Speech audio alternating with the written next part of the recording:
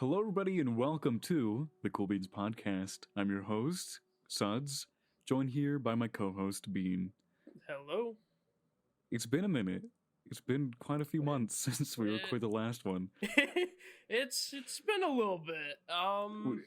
We've taken a short hiatus from, our long career of podcast of 2 episodes. Of course, this podcasting stuff, it's exhausting stuff. It really is. Being interesting people, it's not our forte, being interesting, gonna be honest. No, we're pretty interesting. I mean, think of all the things we've done. We've gone to Legoland together. We play video games. We stay at home all day. I mean, what else? What is there not to be excited about? Well, we are in the middle of a global pandemic. So what else are we gonna do? Except this is we've been like this forever before the global pandemic. Before the pandemic, we did this. So you're kind of just building a case against us, really. Yeah. Just a little bit. So, what have we been up to since we recorded the last podcast? I mean, not a lot, honestly. We've put on the brakes, or intentionally or not intentionally, just to the whole Cool Beans stuff. Yeah. And we haven't done much. I mean, the main thing, obviously, I know the main thing we have been doing is just playing games. We play this game called The Cycle a lot, which, that's what eats up a lot of our time. Right. We actually came in second place in a tournament not too long ago of that game, of The Cycle. Now hold on. Let's this Are we going to give a little bit of this history? This is the time to give a little bit, not a history, but just explain what the game is. So right, that makes sense.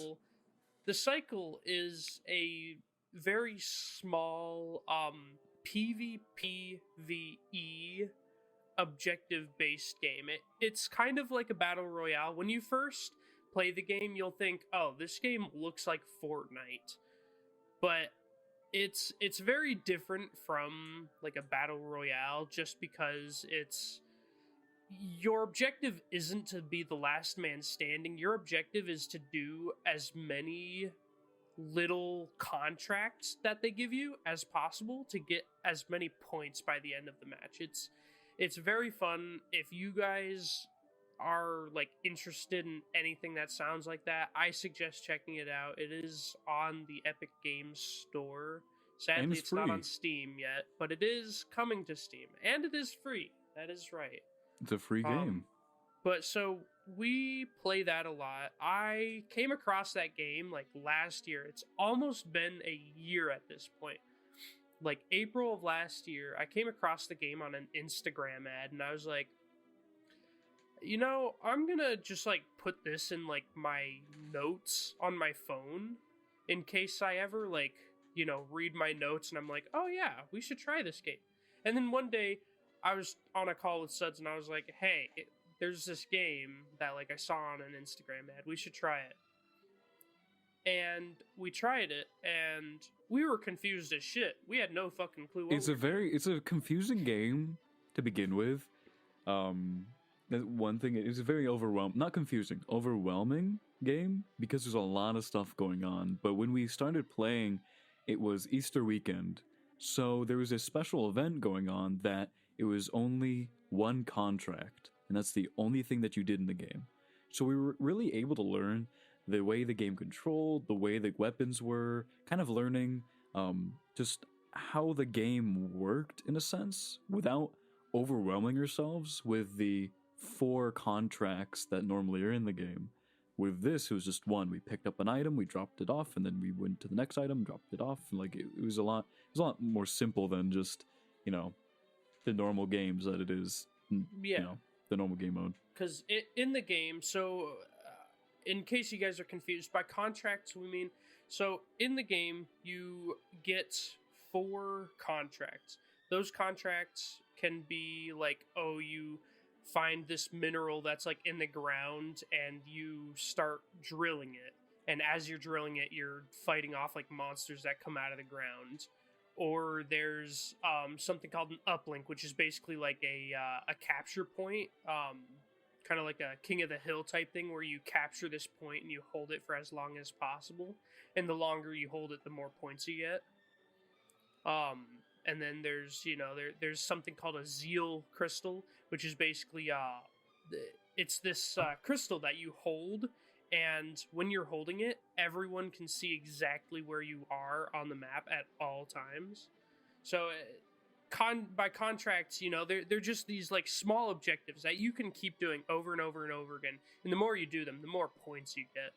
Yeah, but, they'll scale. So like for when you first do a contract, obviously it's the smallest amount, and then when you complete a contract, you have to do more of that. So for minerals, let's say the first thing you have to do is, I can't remember, I think it's 300 mineral points. So the minerals come in different variants. So you have a small mineral, which is worth 200 points, a little bit bigger mineral, which is 400, a mass or a very large mineral, which is like 600, and then there's 2 minerals on the map that are worth 1,000. So there's like 4 different tiers of minerals, and so you have to get like Suds said, I think 300 points for the first contract, and I think 700 for the second. Yeah, and so the first contract you get like 5.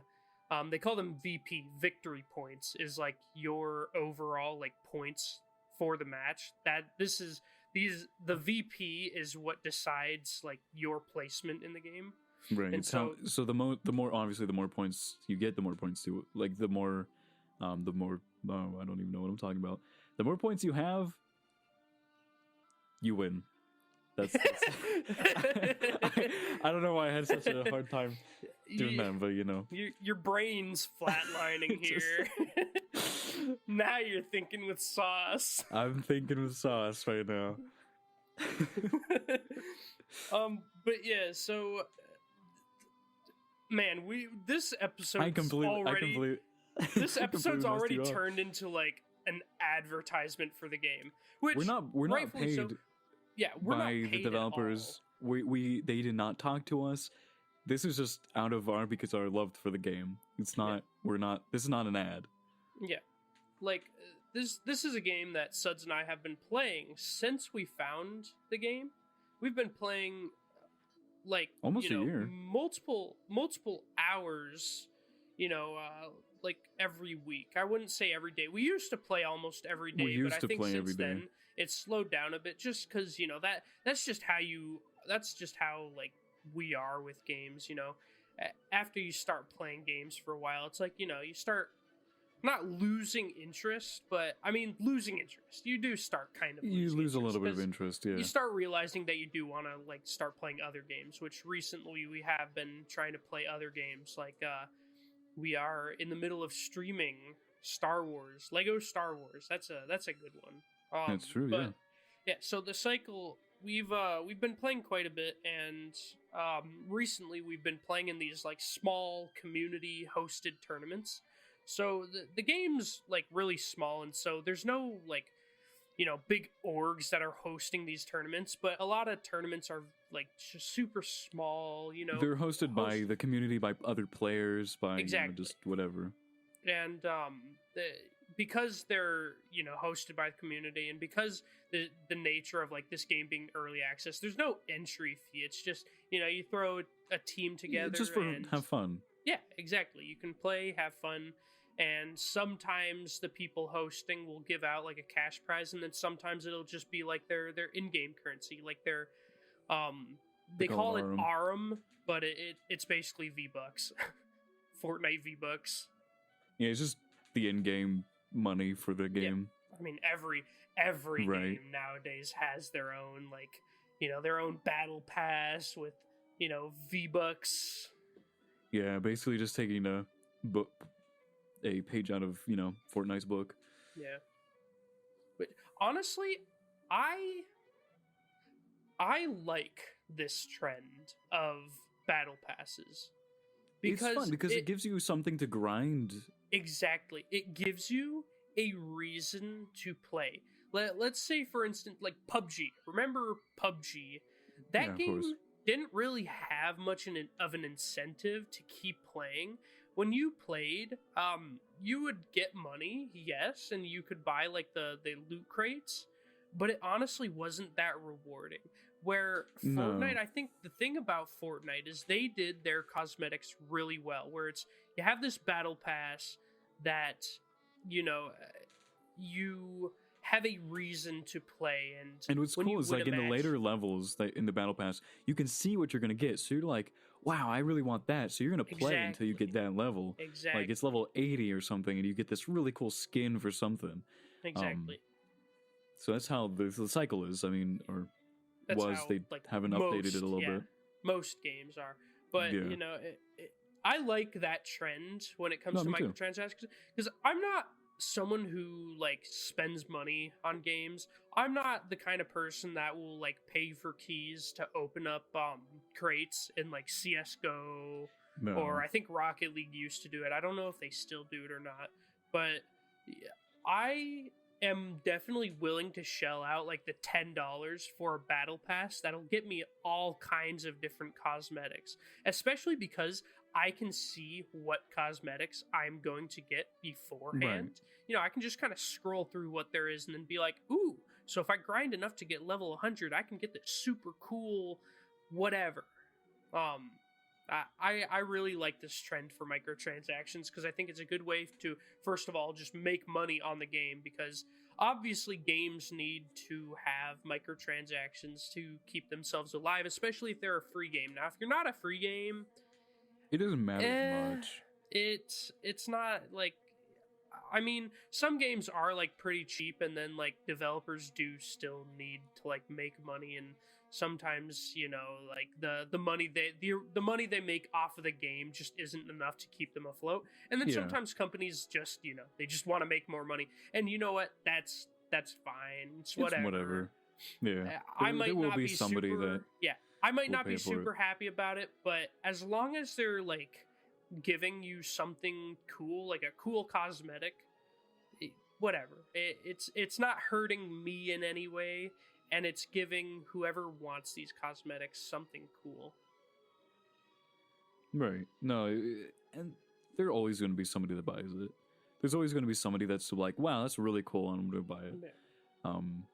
So for those types of things, I guess it doesn't really matter. Yeah, I mean, there's all kinds of different players. There's the play, because there are players in every community that are there just as like collectors. They are just there to collect any cosmetics they can get, and you know, I'm all for it. You know, that it is something pretty neat when you see someone, let's say with like a Fortnite account that has like all these really old skins. You know, it is a flex, and you know, if that's something you enjoy doing, to be able to flex on people, fucking good for you. Like, yeah, I mean, if you put in the time and the money that you want, I mean, if you enjoy it, then why not? You don't bother anybody. Exactly. How did we get here? But I feel like we were on a topic and then we kind of got sidetracked. Yeah. But so, you know, we've just been playing a lot of tournaments for this game, and so that's kind of what we've been like doing for the past 3 months that we haven't recorded a new podcast, because that's where we came from. Is we were trying to fill the audience in with what we've been doing with our downtime, which, I mean, I guess there's no real excuse for why we haven't recorded a podcast, because obviously we have the time. We've been a little lazy.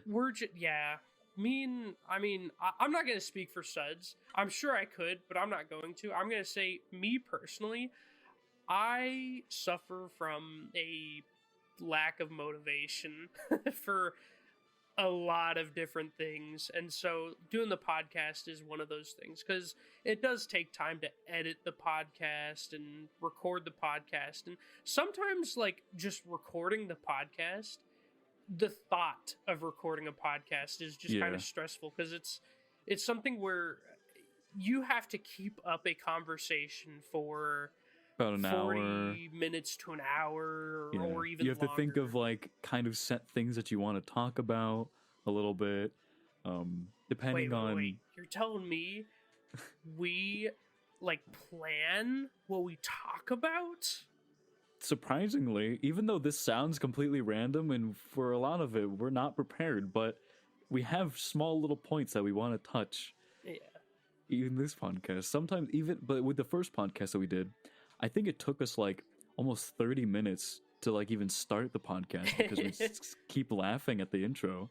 Yeah. I mean, that's understandable though, because like, Well, yeah, that was the first thing that we're like this was getting used to. brand new to us. We've never even like tried doing something like this, and then like we're trying to do this, and we're kind of just like we're having fun.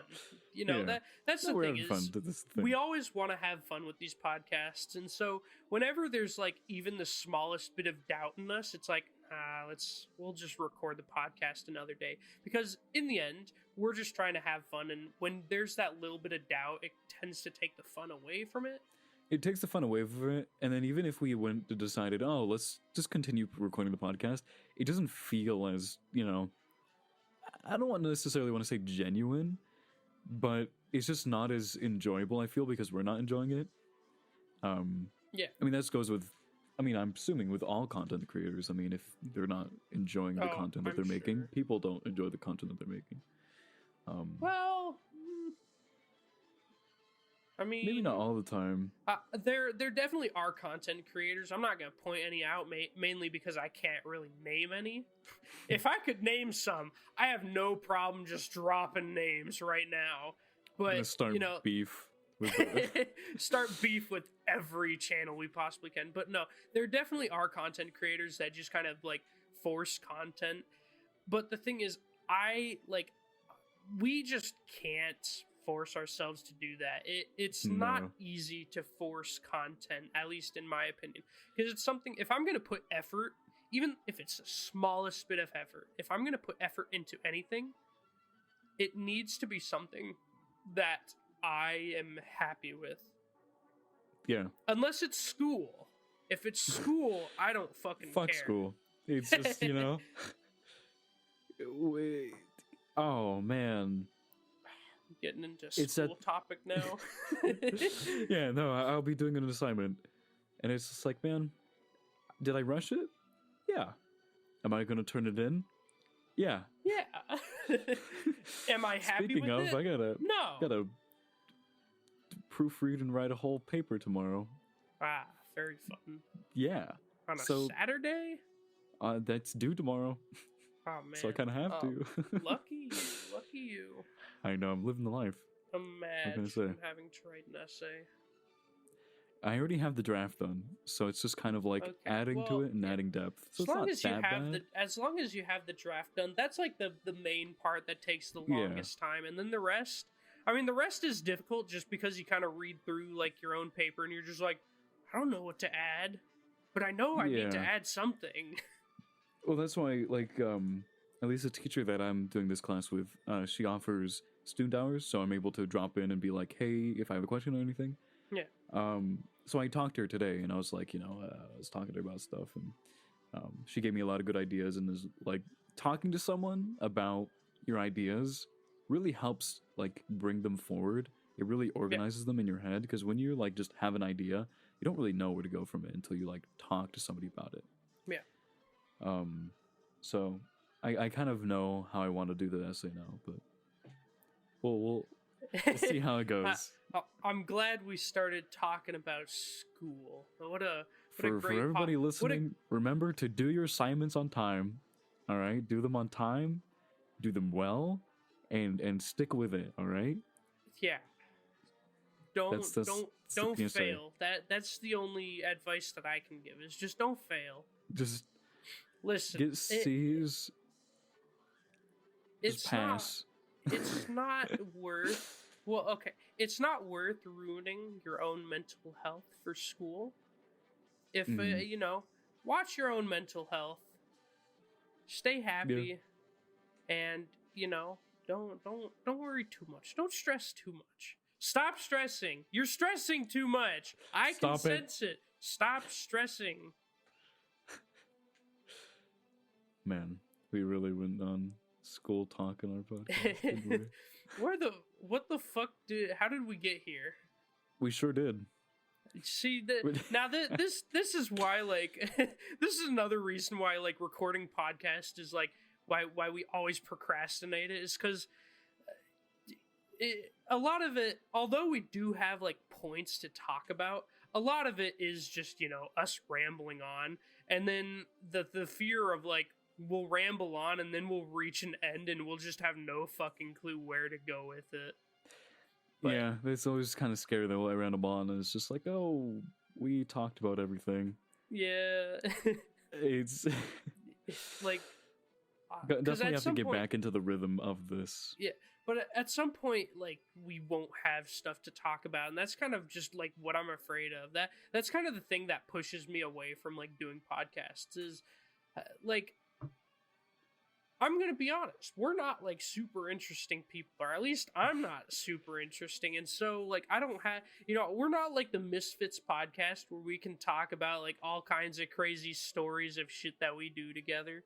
Like, we're or at least I'm a pretty average person.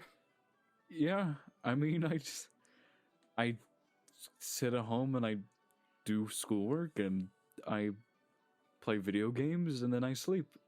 That's basically my day. That's yeah. So, speaking of video games, this is a good segue to something that I actually did want to talk about. So, Suds recently, Suds, you want to actually tell them what did you get? I recently bought myself a shiny new Oculus Quest 2. If you don't know what it is, it's a VR headset that is standalone, so it has a computer on it that I can download games onto. Or I can connect it to my computer wirelessly or with a cable, and I'd be able to play PC VR games. So I bought that recently, and this is my first VR headset, my first real experience with VR, because I've tried it at friends' houses, I've tried it at a convention that I went to, but it was always very short. Obviously, I never really got the whole experience, and I'm loving it. Yeah. So the reason why, like, I'm making such a big deal out of this is because I've been waiting for this man to get VR for the past, like, year. Because last year I bought, or I shouldn't say I got a Rift S for my birthday. I asked for a Rift S. I got it for my birthday, right? And I've really enjoyed it. But the thing is, VR, there's only so much you can do alone. And it's like, I've craved playing with, like, friends in VR. But I haven't really had any friends to play with. And so I've been just waiting for Suds to get one. And now he has one, and that makes me super happy. It's a lot of fun. I mean, we've been playing a lot of stuff together. We've been playing Rec Room. I mean, the thing is also, since I just got it, I don't have a lot of games. I think the first VR game that I bought was today, and that was Pavlov. So the other VR games that I had before was VR games that was able to be played also just normally on mouse and keyboard. So, like Rec Room, Phasmophobia, what else? I know I have, like, No Man's Sky and The Forest, but we haven't played that yet. We're actually planning to play The Forest with a few friends of ours that also recently got VR headsets. That's also what pushed me, because two people that both Bean and I know that we play games with a lot got VR headsets, and I was just like, they when they got VR headsets, I saw them all in the call, and I'm like, they're all talking I felt left about out. How great it is, and they pressured you to get one. I was pressured because when it was just you, it was just kind of like, Yeah, Not that I it's like blew just, you off, but it was just well, kind of like I'll get to it. I'll get to it. Like I'll get one eventually. But because there's two people that got VR within the same within this 3 days. Yeah. Two of our friends got VR and then I got VR. So 3 days. It all started. We all with, got the Quest. Yeah, it all started with one of our friends. He got a Quest 2, and he's like telling us all about it. You know, he's like, man, I just got this, and we're like watching him, and he's telling us all about how like he's having a lot of fun with it.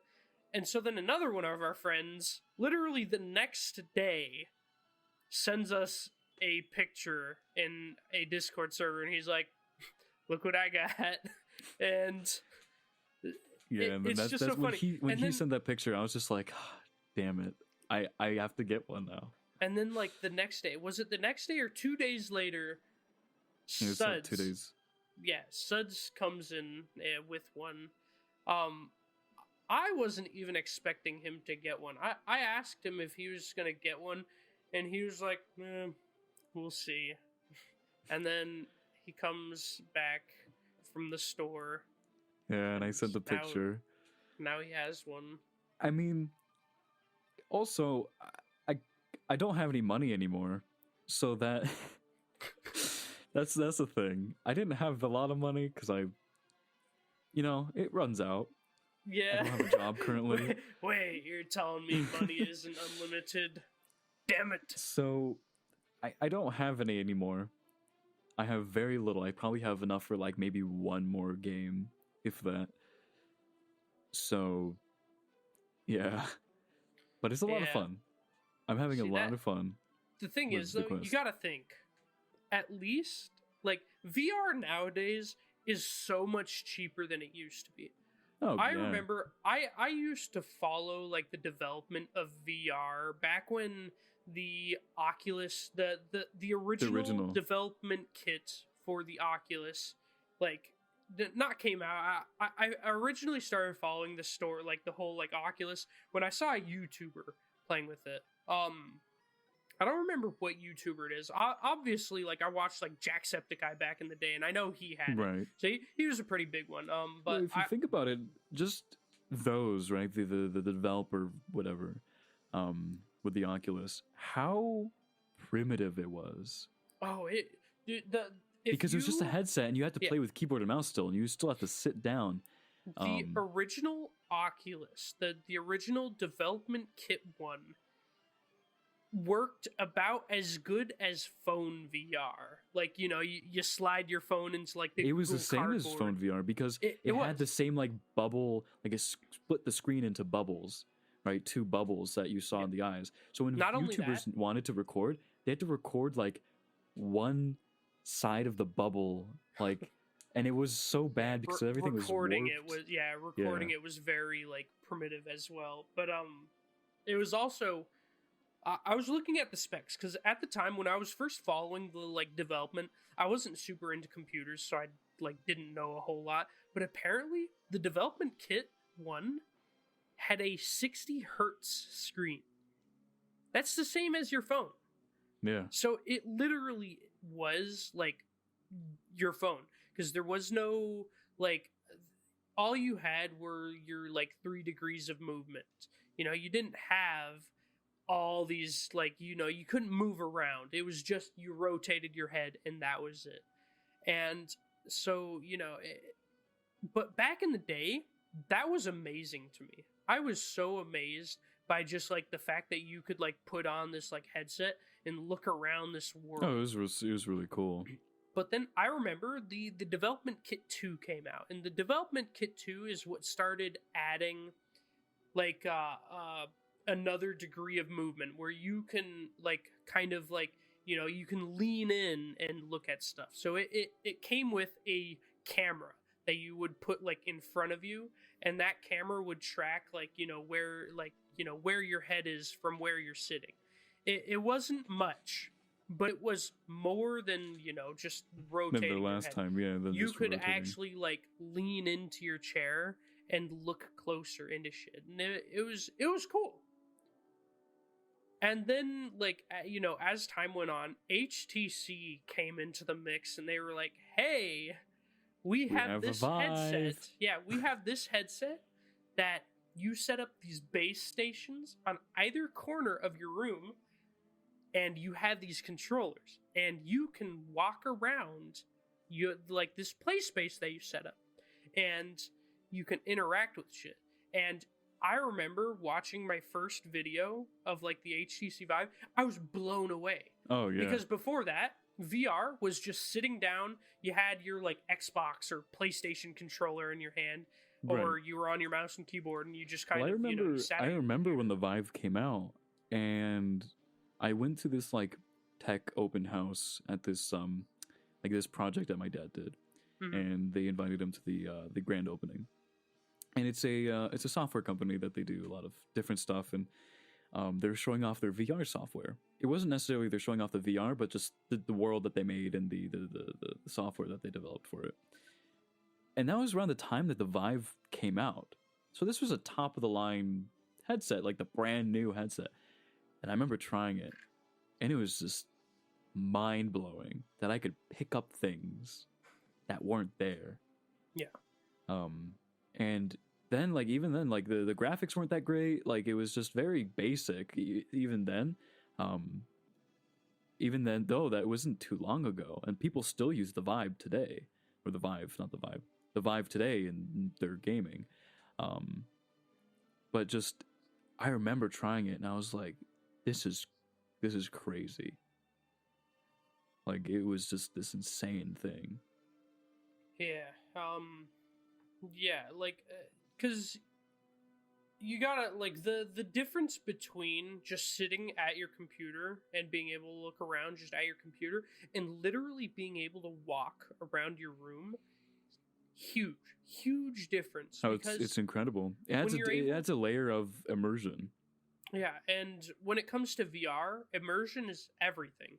The whole point of VR is to be immersed in this virtual world where you are a different person in a different body, and you are taking on, a different role in life. And so I remember like the HTC Vive came out, and it kind of just blew up the like what VR was capable of. Right. And I remember then that's when Oculus was like, oh, we got to step it up. We got to step up our game. And Oculus developed their controllers, their touch controllers. That was for the original Rift, wasn't it? That was for the CV1, which was their original Oculus Rift. And so they developed touch controllers, and that was supposed to be, that was their way of stepping into the the full room scale VR. And from what I've heard, the touch controllers just weren't like that good, because the tracking from the like you could get or you could have two cameras. I think you could also get a third camera, but most people had just two cameras, and those two cameras lost tracking a lot, just because of how they were. Because the way Oculus does their tracking is they always do theirs through cameras. Yeah. Where HTC or Valve, it's like they do it through infrared, don't they? I'm pretty sure it is infrared, but it is it's they don't do it through cameras. They do it more of just infrared. I'm not exactly like sure of how the technology works, but from my understanding, the way Valve does it, or HTC and Steam Valve have done it, is just a lot more reliable. However, then Oculus, after the CV1, they released the Quest and the Rift S, and that introduced inside-out tracking, where the cameras were instead on the headset themselves. Which was at when they released that. What was it? A year and a half ago? Yeah. That was crazy. Yeah, that was 2019, because I think. Before then, it was just you had to set up these annoying cubes in your room or cameras that you had to be really precise about it, and like sometimes like if you didn't, because I did my friend's Vive at at a friend's house, and the way he set it up was like he set it up in the corners of his room, but because the way that they're set up, the walls were the boundaries, right? But because there was no real room between the boundary and the actual wall, I would smack the wall all the time. Yeah. And it's so hard to set those things up because you have to be so exact. You have to like really look at it, look at the headset, look at the where they are, and then go back, and like it's a mess. Yeah, but with the inside out tracking, you don't have any of that. That's just you put it on, you draw your play space, and you're set. Yeah, exactly. The inside out tracking was honestly a game changer. And this is a very recent thing. You know, this was 2019. Summer of 2019 is when Oculus released their Rift S and their Quest. And the inside out tracking, at first it wasn't even like that good. The inside out tracking was actually very like unreliable. If stuff got close to your face, it would like really start like glitching out or cutting out. It would lose tracking a lot. But as time went on, you know, more firmware updates came out and their algorithms got better and better. And now the inside out tracking is just, you know, butter. Mm-hmm. You know, it's so smooth, it's so seamless. You rarely will ever run into issues with the like inside out tracking. Because one of the things that a lot, like, if you're a Valve, like, fanboy or an HTC fanboy, I've heard a lot of people be like, well, it can't track your hands when they're behind you because there's no cameras behind you. Well, guess what? Rarely do your hands ever go behind you anyways. Even in real life, unless you're scratching your head, what are you doing behind you? Exactly. But even when you do need to do stuff behind you, though, with the Oculus headsets, there, you know, it's for a very brief period of time where your controllers are still being tracked, because the Oculus actually tracks the controllers very well, even when it loses the tracking from the site. It still tracks for like a couple seconds and then it'll cut out.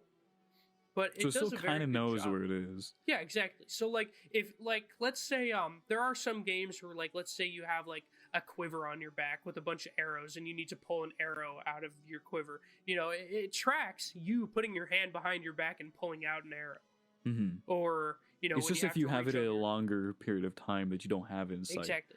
But you're never going to do that in games. So it's like any of those like those points that people like to make that, oh, the tracking behind you isn't, you know, that's bad. Yeah, it doesn't matter. You're never going to, or I shouldn't say never, because I'm sure people will think of like a situation where you will, but you will rarely ever have to do that. And if it ever does become a problem, who knows? Maybe Oculus for the next headset will slap a camera on the back. On the strap in the back, yeah, who knows? Yeah. And from what I remember from because you said there was the Rift S and the Quest. What I remember for the Quest, it was like there was no real reason to get the Quest. No, so I remember when the Quest came out, it was a like game changer, but it was not nearly as much of a game changer as the new Quest is. Because Quest, you can download games onto it, but it's very specific games. Yeah. You couldn't connect it at all to your computer. Exactly. So when the Quest, the original Quest first came out, there was a very limited selection of games, because the thing about the Quest is it is running on a mobile processor that you will find in, like, let's say Android phones. You know, it is a Snapdragon processor, which is a mobile processor. And so a lot of the games that were originally available on the Oculus Store weren't available on the Quest just because they weren't optimized for a mobile processor. But as time went on, developers did start, like, you know, developing more optimized games and just, you know, lowering the graphics of their already existing games. That way they could release it on the Oculus Store for the Quest. But even then, the Quest wasn't, like, it was kind of a pain. It just wasn't worth it. It was kind of a pain to work with. I mean, it was worth it for a specific audience. It was worth it for the people that didn't have a PC. Yeah. Because after all, it is a standalone headset. You know, it's $400 for, this standalone machine. Kind of like a console. You go out and buy a console for $400 or $500, it's its own console. Where the Oculus Quest was basically a console. You pay $400 and it's a machine that does everything it wants, that you want it to do. But the thing is, nowadays, so the Quest 2 is quite literally a game changer. I'm going to say this for anyone who's listening. If you are just dying to get into VR, but you don't know if it's the right time or not, now is the golden time to be jumping into VR. If you've just been dying to get into it. A lot of stuff has been figured out, and there's very little issues. Of course, there's going to be improvements. With everything, there's going to be improvements. So, but the thing is just like with my Quest 2, it's absolutely incredible. I mean, it has the inside-out tracking, of course. You can download games on it. I got the 64 gigabyte one, which is the cheaper one, because I was going to play most of my games off my computer. But that's what's the beautiful thing about this Quest, is that it can be hardwired. I can plug a cable into my computer and plug into the Quest and be completely hardwired, or I can stream it wirelessly from my computer. So I actually play games in my living room, and my computer's across the house in my bedroom. Yeah, completely untethered. I am free in my living room. Then I just do whatever I want. The only limitation is my internet that, I've kind of figured out now. It's still gives me some issues, but that's not even the Quest. That's just my internet being weird. As well as you can download games onto the Quest. So I can go to a friend's house that I don't have access to my computer and just play with them. I can just bring it to a friend's house. The tracking is phenomenal, absolutely phenomenal. I touch the controllers together and I see them touching together in like the menu. Like it's such a fine precision of tracking that's just mind-blowing. As well as, I don't know about your headset, the Rift S, if it does this or not, but when I put on my headset in my living room, for example, it knows that I'm in my living room and it will automatically set up the Guardian, the boundaries. I don't have to set it up every time. I'm sure mine would do that, but the thing is, my Rift S, so I have a Rift S, which is, if you didn't know, is it's a PC VR headset. You have to have it plugged into a computer, and so it's like, it might be able to tell like what room I'm in, but I'm not taking it into different rooms because I'd have to move my PC, or I'd have to find a different PC to plug it into. Where that's the thing about the Quest 2 is it is a no-brainer if you are looking for any sort of VR It's headset. so easy to set up too. It is, yeah, exactly. It's a amazingly easy like headset to set up because you don't have to plug it into anything besides the charger if you need to fucking charge it. But you charge that shit up and then you just boot it up, and there are like you will have to set up an account, you will have to do firmware updates, but after all that's done, you're free to go. Turn it on in the play space, because I originally set a play space in my room. And then I was like, I don't have enough room. It's kind of a small area, so I moved my living room to play. But when I want to play, I go to the living room, I turn the lights on, I put on the headset, and it knows where it is. Same in my room. I turned it on in my room the other day just to like check something, and it knew that I was in my room, and it set up the play area that I set for it in my room. That is incredible. Yeah. That is. It's a little bit creepy. Crazy. Yeah, now you got Facebook looking through the cameras that literally have a map of your house. I mean, that's the thing is, the other thing about the Quest 2 that just amazed me when it first launched was the fact that it was $300 for like the model that you got, the 64 gigabyte model. The Rift S and the Quest. You get a top of the line VR headset for $300. That is nothing.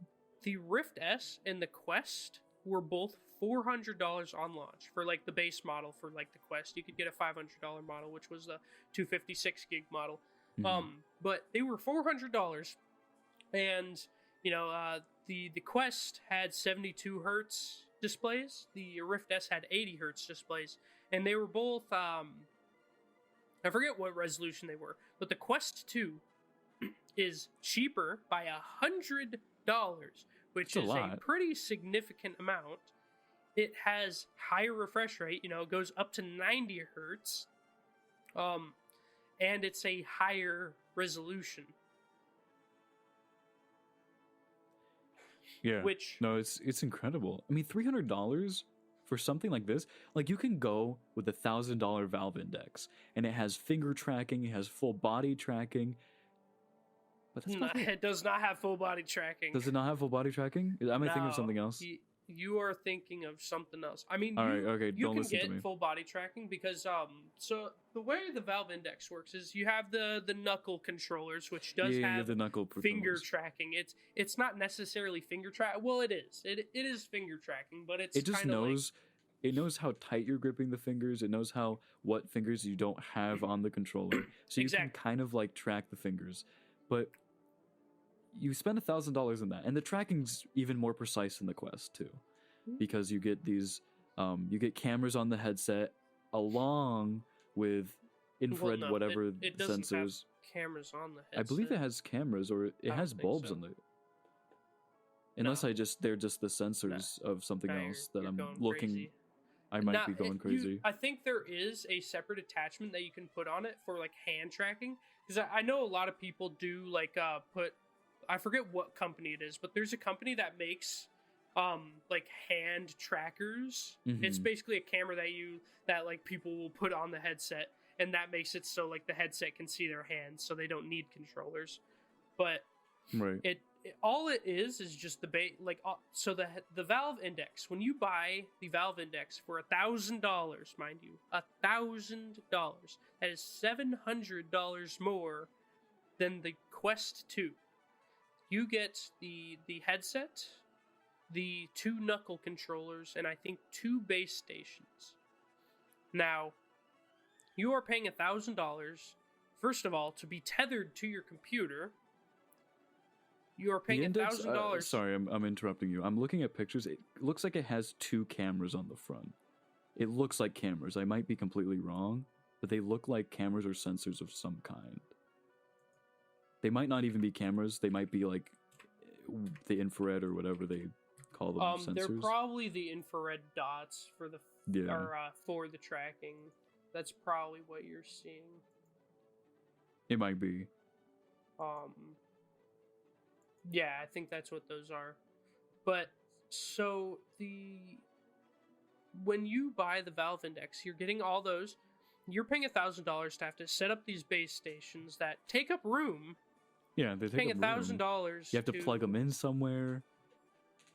Basically, at this point, you are spending $1,000 just for a high refresh rate display, because the Quest, in every other aspect, is way better. There's no base stations that you have to set up. There's no like external setup required.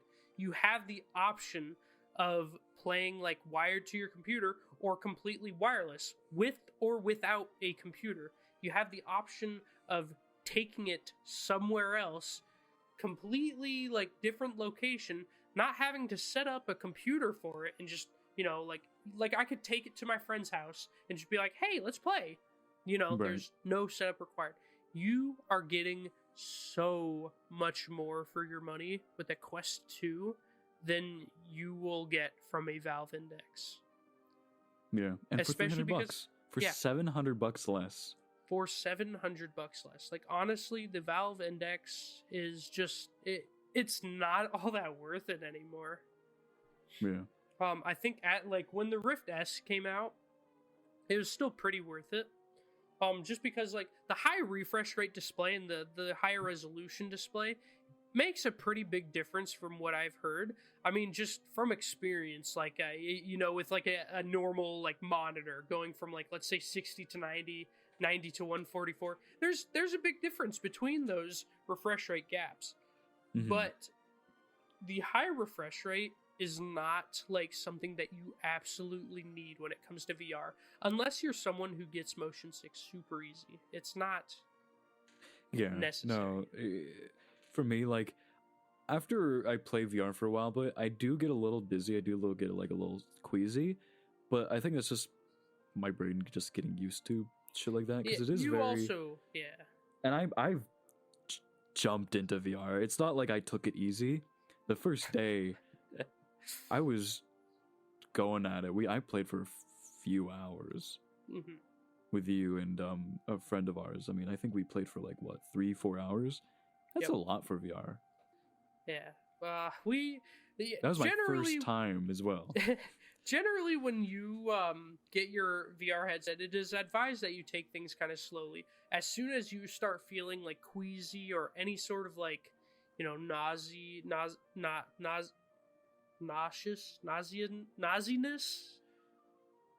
I don't fucking know the word, dude. My brain. If you're nauseous, yeah. If you're nauseous at all, it is advised that you like take a pretty sizable break from the headset. Go kind of easy on yourself. When Suds got his Quest, I've played it every single day since I got it for multiple hours a day. Well, you also got it 2 days ago, so that's not No, really. it's been like 3 days. It's been 2 days. It's been 3 days today. But it's still, I've played it every single day. Yeah. That for multiple hours. So it's still quite a bit. One of the first games, so the first day Suds got his VR headset, we played Rec Room, which if you don't know is kind of like it's kind of a children's game. It's a very easy game. It's definitely focused towards like, a younger audience, but it has quite a few things that you can do with friends that are pretty fun. But so that's a pretty like basic game for VR. And then we played a game called Gorilla Tag. Now, if you don't know what Gorilla Tag is it's a pretty new game right now. It's very basic, yeah. But basically, you play as monkeys that have no legs. So the only way for you to move is to swing your arms. And so this is one of the like highest motion games that you can like play for free. And so I did feel sick afterwards. I felt very sick afterwards. Me and Twilo both felt kind of bad when our friend's name is Twilo. I guess I should say that because we've just been saying our friend, but right, we should give him a name. Yeah. But so me and Twilo were both like, yeah, I kind of feel bad for just rushing him into Gorilla Tag because when I got off, I feel like you guys could tell that I got off in kind of a hurry. I was just like, okay, I need to lay down. Yeah. I was very like, I was a little queasy. But I feel like I'm doing a little bit better now. Today I got Pavlov. I did the tutorial. I did some gun range. I didn't play the actual game. Maybe play tonight after this.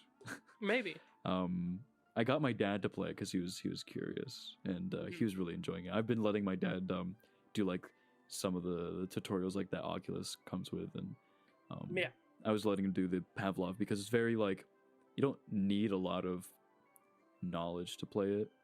It's just kind of like figuring out and like, oh, this is really cool. Yeah. So I was letting my dad do it. My mom doesn't want to do the VR. She says, nope, I'm gonna fall over. I'm like, Mom, no, you're not gonna fall over unless you like move in the game. And she's like, well, his dad was moving in the game, and I'm just like, no, he was walking in real life. Like that's different.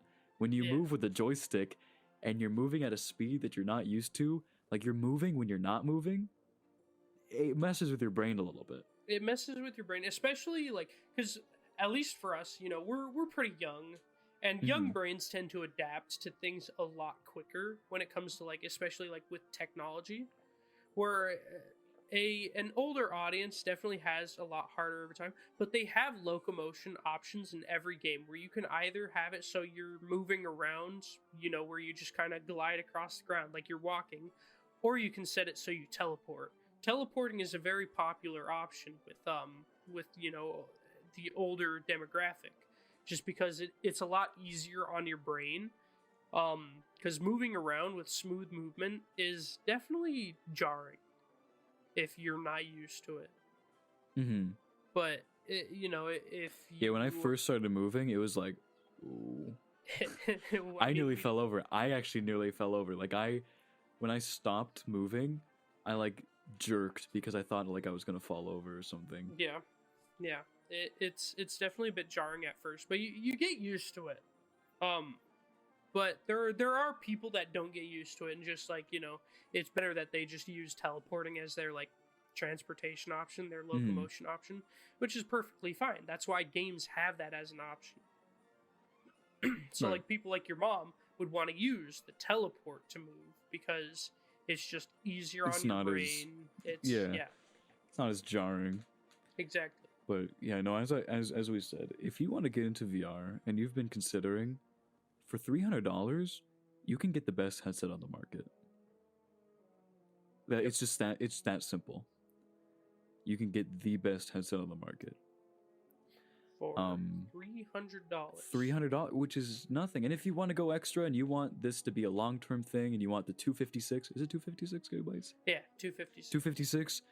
Go ahead. I think that's what, $400 or $500. It's $100 more. It's $400. So it's $400. Even then, you get a lot more storage for really not that much more expensive, really. So I think the 256 gig model is definitely more for people that don't have a PC. If you have a PC, then I would suggest going for the 64 gig model, because most of the games you're going to play, you're probably going to want to play from your PC. Just because better graphics, wider selection, it's just, it's a little bit better. But if you don't have a PC, then 256 gig is perfect, because you have plenty of storage to download all the games you want and download anything you want onto it, and just do whatever. You don't need a PC. No, it's really nice. I've enjoyed it so far. I've had it only for a few days, but I'm really enjoying it. I'm excited to do Half-Life Alyx at one point. Half-Life Alyx is a game you're definitely going to need to try. Yeah. No, I want to try it. I'm excited. I'm excited for my future in VR. It was definitely a long time coming, but I'm glad that I started with this headset. And as I said, for $300, the best headset on the market as of right now. Of course, there's going to be improvements down the road, but as of right now, $300 gets you the best thing that's on the market, and you're going to have a fun time. Yep. Exactly. Guaranteed. And the other thing is, because the headset is so cheap and so like right now it is a popular headset, and because of that, it's very popular. I went to Best Buy and they were sold out. Like, they were sold out everywhere, and the Target that I went to, there was one left. Honestly, I'm surprised that there were even some at like the Target, because it was just one. Target left. has a lot of foot traffic. Target's a very popular place, and so I'm surprised they had any in stock. Oh yeah. No, it was I was looking because I didn't want to order it online because I didn't want to wait. I hate waiting, especially for something like this that I was very excited for, because this is something that like I've been wanting for quite a while but never really pulled the trigger. So I went on and got it, and I was like, all right. See, I went to Best Buy and they're like, nah, sorry, we sold out yesterday when I went. They sold out the day before, and I was like, man. So I looked online and I was like, Target, and it's like, oh man, the only one the first thing that came up was like a Target that was an hour away from me. And I'm like, I'm not going to a Target an hour away from me. That's just I don't want it that bad. Like, I'll wait the shipping to, and then I saw the Target that was closest to my house had one 64 gigabyte left. And I placed a mobile order. So I was like, okay, I'm securing this product. I'm placing a mobile order. I'm going to pick it up. But I just went right away. And I went to the desk and I was like, hey, I did a mobile order, but I'm here now. Can I just pick it up? And they're just like, yeah, just go pick it up and cancel the order. I'm like, all right, sick. So I went and I bought it and I canceled the order and I now have it.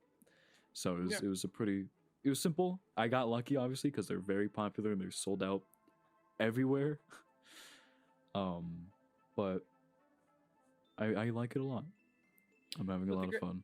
The great thing about like the headset being popular though is that if you do ever run into like problems, a lot of people have probably had those same problems, and Hmm. so there's a lot of fixes for a lot of different things, like the stuff that Suds does, which because a lot of times when he's playing, he's streaming the game from his PC to his headset, and this is this is kind of a new thing in the VR world, is streaming wirelessly from your PC to your headset, and so it's one of those things where there are a lot of people that are doing it, and so a lot of people have had issues, and so a lot of people have solutions.